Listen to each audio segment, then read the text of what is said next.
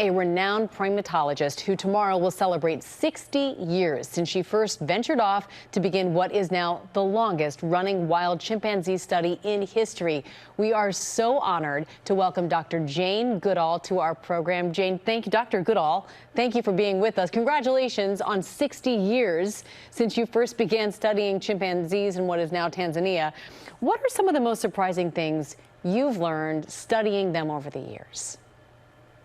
Well, I think, first of all, at the beginning, it was how like us they are in their behavior, with their gestures, kissing, embracing, holding hands, patting on the back, fact they can use and make tools, fact that they actually can be violent and brutal and have a kind of war, but also loving and altruistic. So they're like us in all these ways.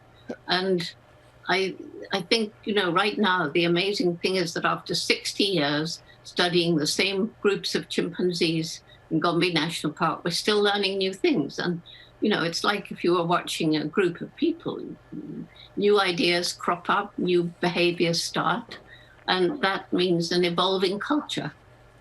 You talk about we're still learning from the chimpanzees, and you were there with them at the beginning from the age of 26.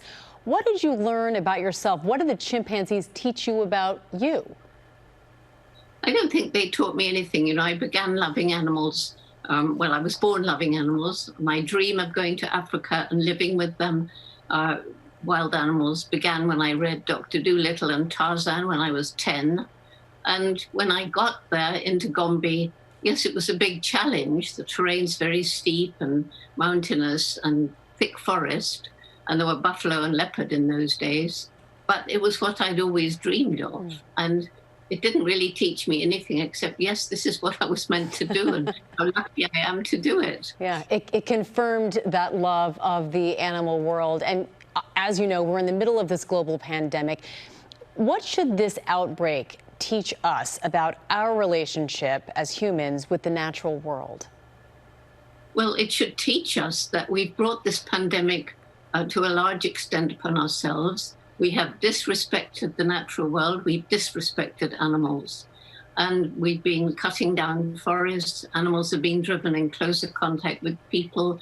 Animals have been hunted, killed, and eaten. They've been trafficked. So animals of different species have been crowded together in the wild animal meat markets in Asia, the bush meat markets in Africa. And this creates a fantastic environment for a virus or a bacteria, a virus in this case, to jump from an animal to a person. And the other thing which people really must recognize is that our intensive animal farming, our factory farms, which are being described as concentration camps for animals, they too provide this sort of condition which makes it possible and has made it possible many times for a disease from an animal to jump to a person. So we've got to start respecting the natural world. And it's disrespect of the natural world that has led to the climate crisis. So we'll come out of this pandemic eventually. We always do. We came out of the Black Death and the Spanish flu. But climate change, if we don't get together soon and start respecting the natural world and realizing we're part of it and not separated from it, then it's going to be a very, very, very bleak look for our great-great-grandchildren. Well, that leads me right to our next question, because you talk about climate change. We've seen stories now, air quality improving. You can see for yourself the waters of Venice clearing up. Do signs of nature healing itself during this pandemic where we're all putting our foot on the brake, does that give you hope of what's possible? Well, it gives one hope as to what could happen if governments would recognize the threat of climate change the way they have recognized and acted on the threat of a pandemic. But governments are very reluctant, big business is very reluctant to change the way they operate. And so my fear is when this pandemic is over, that there'll be an absolute rush to get back to business as usual. And business as usual, which has the crazy idea that we can have unlimited global economic development on a planet with finite natural resources and a growing human population.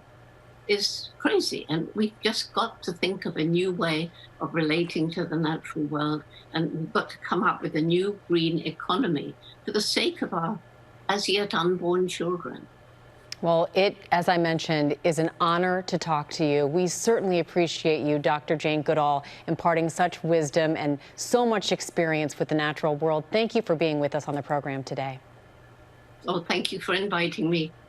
Thank you. Bye-bye. Hi, everyone. George Stephanopoulos here. Thanks for checking out the ABC News YouTube channel. If you'd like to get more videos, show highlights, and watch live event coverage, click on the right over here to subscribe to our channel. And don't forget to download the ABC News app for breaking news alerts. Thanks for watching.